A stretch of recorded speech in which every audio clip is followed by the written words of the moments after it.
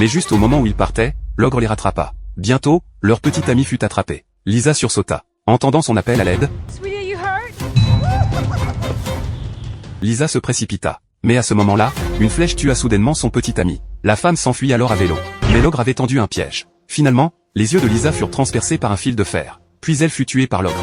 À ce moment-là, Jacques arriva au manoir de son grand-père dans les montagnes, car celui-ci était décédé. Il pensait pouvoir devenir un chef. Mais il ignorait que Jacques était le fils de l'ogre. Alors Jacques partit immédiatement chasser dans la nature. Ils trouvèrent bientôt la cible, un énorme cercica. Jacques décocha rapidement une flèche. Contre toute attente, Jacques abattit un policier. Mais il ne s'inquiéta pas. Au contraire, il était très heureux. Afin de réveiller pleinement le talent d'ogre de Jacques, son frère lui donna un couteau et lui demanda de tuer le policier de ses propres mains. Au même moment, les compagnons de Jacques arrivèrent également. Mais ils virent par hasard le chef manger de la chair humaine. L'homme fut immédiatement surpris et se retourna pour s'enfuir. Inopinément, il heurta Jacques. Jacques fut finalement blessé et ramené au manoir.